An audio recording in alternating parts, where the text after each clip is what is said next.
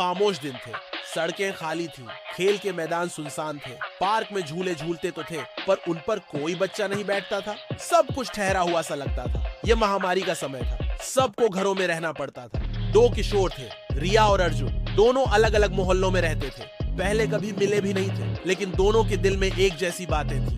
दोनों अकेलेपन से डरते थे। दोनों को लगता था कि जैसे दुनिया बहुत दूर चली गई है, और दोनों के दिल में चिंता की छोटी छोटी चिंगारियां जलती रहती थी। रिया अपने कमरे की खिड़की से बाहर देखती रहती। उसे लगता, काश कोई दोस्त होता जिससे मैं दिल की बातें कर पाती। अर्जुन किताबें खोलकर बैठता, पर शब्द धुंधले लगते। उसे लगता, काश कोई हो जो मेरे साथ पढ़े और मुझे समझे। फिर एक दिन उनकी स्कूल टीचर ने ऑनलाइन स्टडी ग्रुप बनाया। स्क्रीन पर छोटे छोटे डिब्बों में चेहरे उभरे। किसी का कैमरा ऑन था, किसी का ऑफ, और उन डिब्बों में से एक में रिया थी और दूसरे में अर्जुन।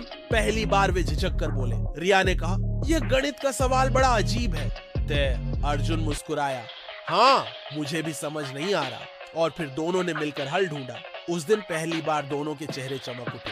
धीरे धीरे उनकी बातें बढ़ी। क्लास खत्म होने के बाद भी वे चैट में लिखते, ये सवाल कैसे किया, वो कविता कैसी लगी। फिर मजाक करने लगे। कभी रिया अर्जुन को चित्र भेजती, कभी अर्जुन रिया को मजेदार चुटकुले सुनाता। एक शाम स्क्रीन पर अचानक बिजली सी चमक उठी। ऐसा लगा जैसे स्क्रीन के पीछे कोई रहस्य है। दोनों को आश्चर्य हुआ। उन्होंने देखा कि स्क्रीन एक जादुई खिड़की बन गई है। उस खिड़की से एक रंग बिरंगा रास्ता झलक रहा था।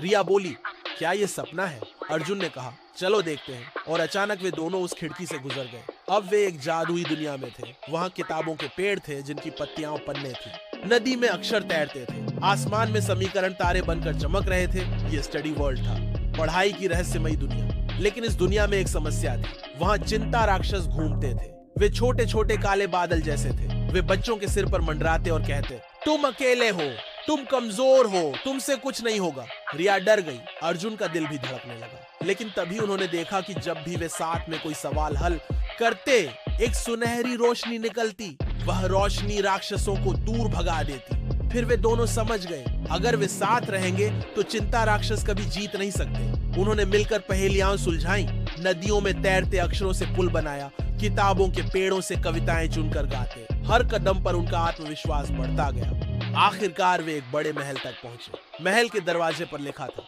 सच्ची दोस्ती ही असली चाबी है। रिया और अर्जुन ने एक दूसरे का हाथ थामा।